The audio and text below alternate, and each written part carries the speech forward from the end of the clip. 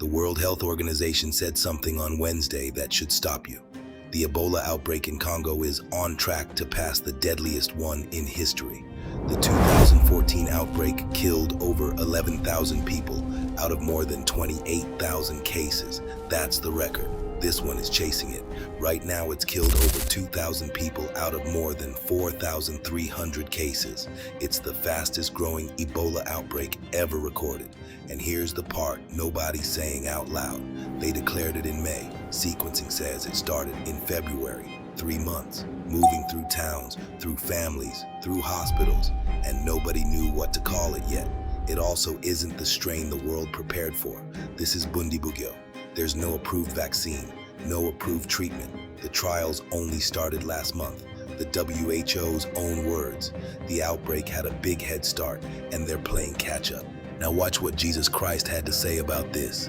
Matthew 24, verses 6 and 7. And ye shall hear of wars and rumors of wars. See that ye be not troubled, for all these things must come to pass, but the end is not yet.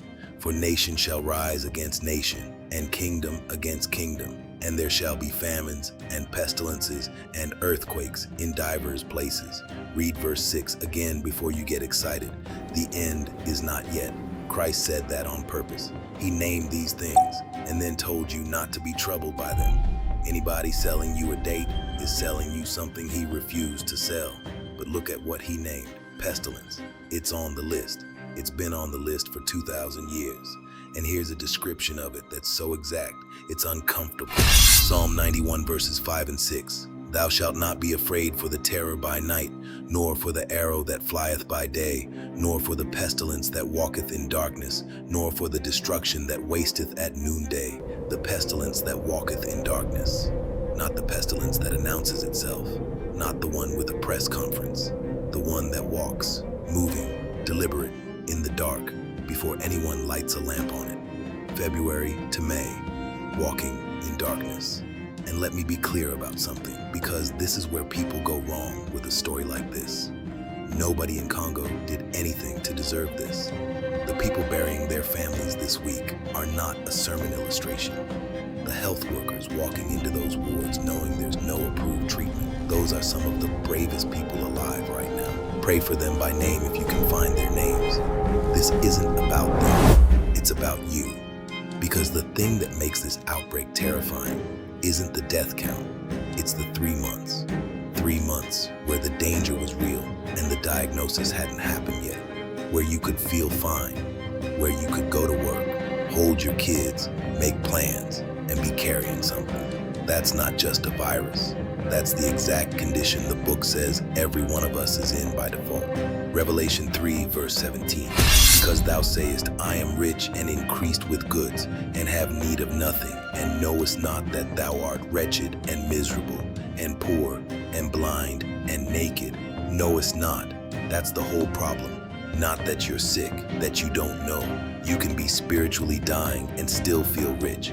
You can have need of nothing and be naked. The scariest word in that verse isn't wretched or blind. It's knowest not. They needed sequencing to see what was actually moving through them. You need something too. Psalm 91 verses 1 and 2. He that dwelleth in the secret place of the Most High shall abide under the shadow of the Almighty. I will say of the Lord, He is my refuge and my fortress, my God. In Him will I trust. Same psalm.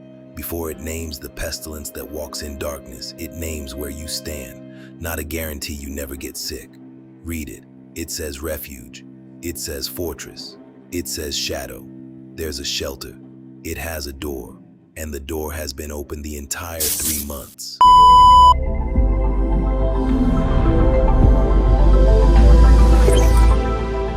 This is a sword. Right now, 2 of the most powerful militaries on the planet are saying opposite things about the same strip of water, the Strait of Hormuz, 21 miles across at its narrowest point.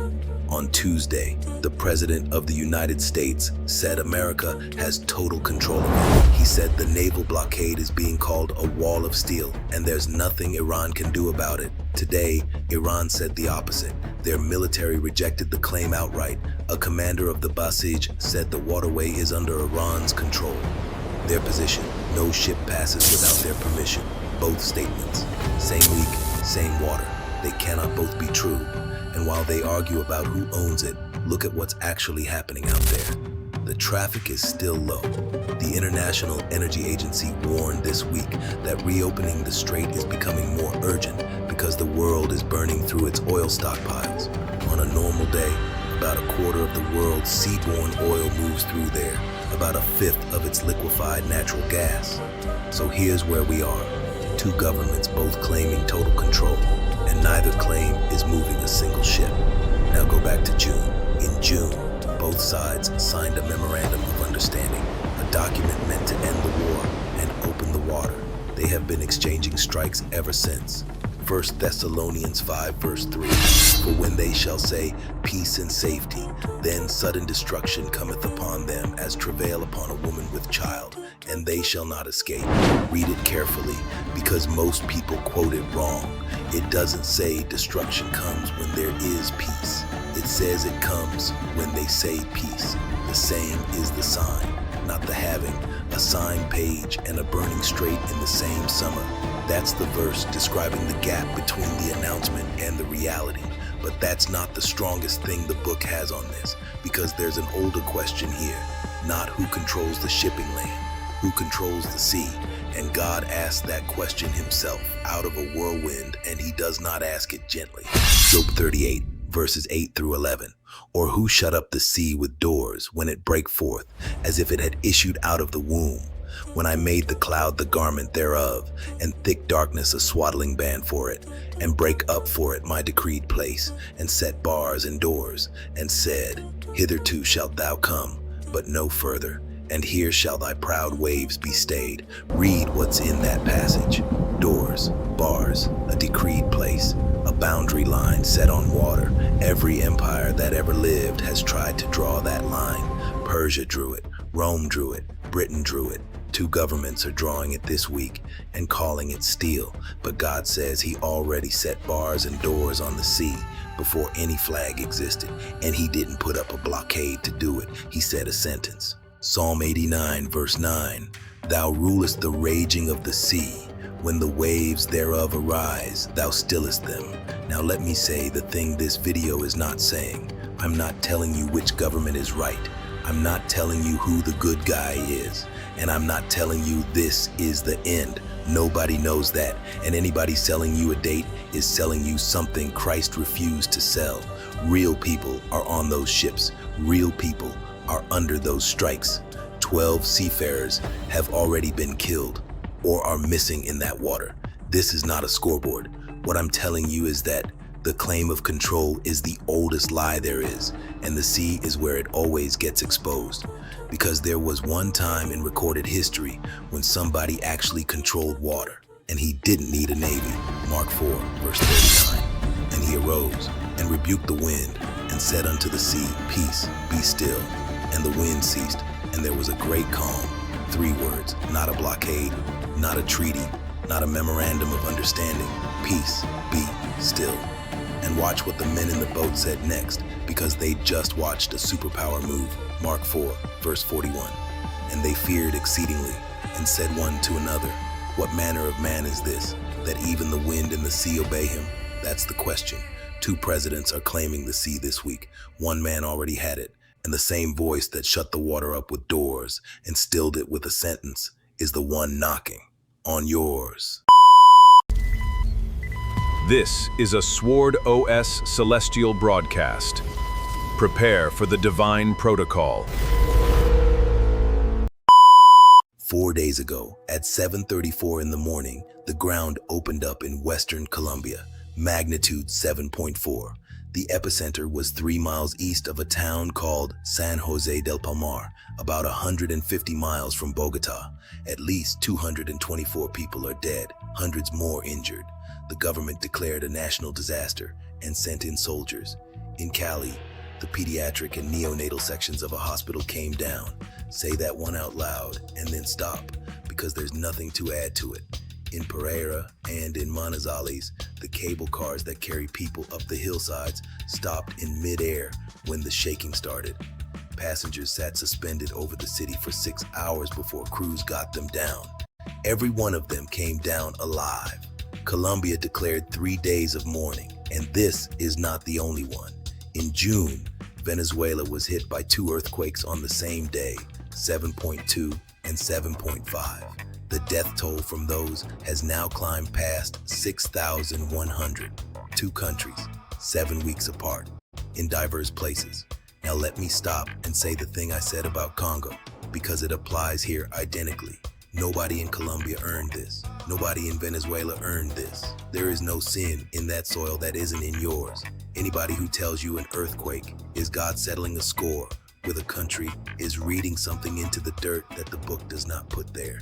The people who ran toward the rubble with their hands are the story here.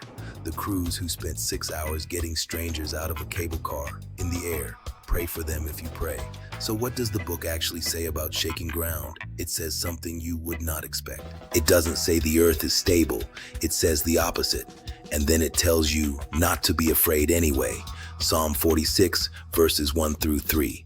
God is our refuge and strength, a very present help in trouble. Therefore will not we fear, though the earth be removed, and though the mountains be carried into the midst of the sea, though the waters thereof roar and be troubled, though the mountains shake with the swelling thereof. Read what that's admitting. Though the earth be removed, though the mountains be carried into the sea, the psalm doesn't promise you the ground holds, it grants that the ground goes. Most people want a verse that says the earth is solid. This one says it isn't, and then says, therefore will not we fear anyway. The confidence is not in the ground. It never was. And then Hebrews takes it further, and this is the part that actually explains why any of this is in your Bible. Hebrews 12, verses 26 and 27. Yet once more I shake not the earth only, but also heaven. And this word, yet once more, signifieth the removing of those things that are shaken, as of things that are made, that those things which cannot be shaken may remain. Stop on that last line, that those things which cannot be shaken may remain. The shaking isn't the point. The shaking is a sorting. It's the test that finds out what was actually load-bearing. A hospital wall is a thing that is made. A cable line is a thing that is made. Your job is a thing that is made. Your savings, your plans, your health, the version of your life you assumed would still be there in September. All of it is made and made things move. Every single one of us has built something on ground we assumed would hold. And an earthquake doesn't create that problem. It only reveals it. That's why the verse says removing rather than destroying. Something gets taken away so you can see what's left standing underneath it. So here's the honest question, and it isn't about Colombia. If everything in your life that could be shaken got shaken tomorrow morning at 7:34, what's still there at 7:35? Because there is an answer to that. There's something the passage says survives the sorting. And it's not a building, and it's not a plan. Hebrews 12, verse 28. Wherefore we, receiving a kingdom which cannot be moved, let us have grace, whereby we may serve God acceptably, with reverence and godly fear. A kingdom which cannot be moved, not a kingdom that hasn't been tested, one that can be. Matthew chapter 24, verses 6 and 7. And ye shall hear of wars and rumors of wars. See that ye be not troubled, for all these things must come to pass, but the end is not yet. Somebody told me Israel was located in the Middle East. Well, let's take a look for ourselves, shall we? Zephaniah chapter 3 verse 10 says, From beyond the rivers of Ethiopia my suppliants, even the daughter of my dispersed, shall bring mine offering. Beyond the rivers of Ethiopia, explicit African geography, the scattered ones, his dispersed, are there.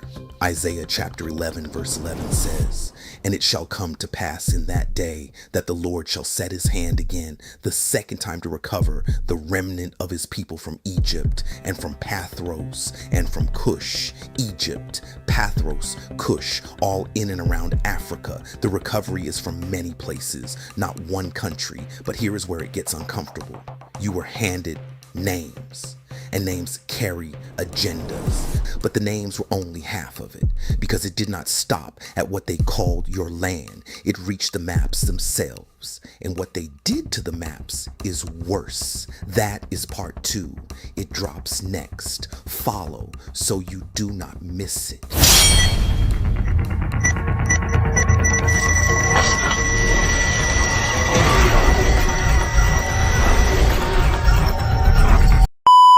They told you Egypt sits in the Middle East. Middle East. Stop on that phrase. Middle of what? East of who? Knowledge comes the moment you ask yourself, why? There is no Middle East. That is colonial language, London language. Egypt was called the Middle East because it sat in the middle relative to London. India was the Far East relative to London. The whole map was drawn from one man's window. It is like flying to America and announcing you have arrived in the far west. Far west of where? Far east of who? The center was never neutral. Somebody put themselves at the center and named everything by the distance from their own front door. When you let another man name your land, you let him name your story. And it did not stop at the names. It reached the maps themselves. Look at almost any map you have ever seen. That is the Mercator projection, drawn in 1569, built for sailors, not for truth. It keeps the angles right for navigation, but it pays for that with size. It swells the top of the world, and it crushes the middle. Greenland looks like it could swallow Africa whole. It cannot. It is not even close. Here is why. The Earth is a sphere. The page is flat. You cannot flatten a globe without breaking something, shape, size, or distance. Pick what you keep and the rest gets bent. Mercator chose angles, and Africa paid the bill. Change the projection and watch the lie fall apart. The Gall-Peters map holds size to scale. Suddenly Africa stretches down the page, vast and undeniable. Equal Earth, drawn in 2018, balances the truth of size with the honesty of shape. The Winkle triple, the one National Geographic Trust, spreads the distortion thin so no single place gets robbed. Even the Robinson, eyeballed in the 1960s to simply look right. Even that one gives Africa back its weight. Every honest projection tells the same story the flat sailor's map tried to hide. Africa is 20% of all the land on this earth, 1/5 of the ground beneath every nation, hidden in plain sight by the way the picture was drawn. So ask the question every map is begging you to ask. What did the map maker choose to keep, and what did he choose to sacrifice? The map of Israel is wider than you were taught, and so was the map of the world. This was Proof 20B on the Sword OS. Comments scattered if you want the next one. Taco Bell couldn't hide it. Neither can you. 7,000 sick, 34 states, the largest outbreak of its kind this country has ever recorded. Federal investigators walked the line backward to one supplier, Taco Bell, shredded lettuce, grown in Mexico, 4 days. That's all it took to drag it into the light. Proverbs chapter 23, verse 3. Be not desirous of his dainties, for they are deceitful meat. Deceitful meat tastes like a blessing, bills you later. Proverbs chapter 20, verse 17. Bread of deceit is sweet to a man, but afterwards his mouth shall be filled with gravel. Sweet going down, gravel after. That is not a diet tip. That is a system law, too small to see. Riding in the greens, crossing a border, invisible, until 90% of the sick name the same lettuce. Luke chapter 12, verse 2. For there is nothing covered that shall not be revealed, neither hid that shall not be known. Hear it plain, this is no judgment on the sick. 94 went to the hospital, and every one of them is loved. The warning is about what hides in a kitchen, in a supply chain. In you, it gets traced every time. Bring it to him before the investigation does. Comments, 3,000 years early, coincidence or confirmation? Make sure to check out the Sword OS app and begin lighting the lamp and storing extra oil. This week's war was in print 2,000 years before it was on the news. Fourth straight night of strikes, a blockade on the strait that carries a fifth of the world's oil, missiles over Jordan, a base hit in Kuwait, tankers burning off Oman, oil's biggest one-day jump in 6 years, and the truce they signed last month is already dead. Jesus filed all of it under one sentence, Matthew chapter 24, verse 6. And ye shall hear of wars and rumors of wars. See that ye be not troubled, for all these things must come to pass, but the end is not yet. Wars, that's the strikes. Rumors of wars, that's next week's threats. Bridges, power plants, both categories, one sentence, 2,000 years early.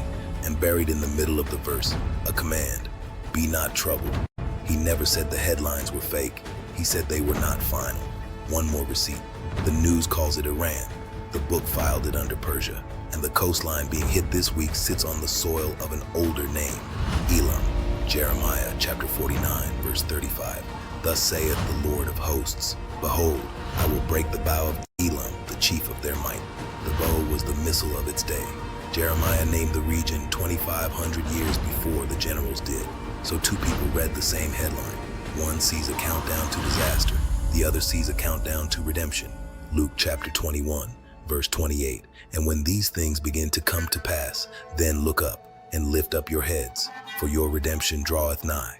Same sky, two postures. One watches the oil price, one lifts his head. Make sure to check out the Sword OS app and begin lighting the lamp and storing extra oil.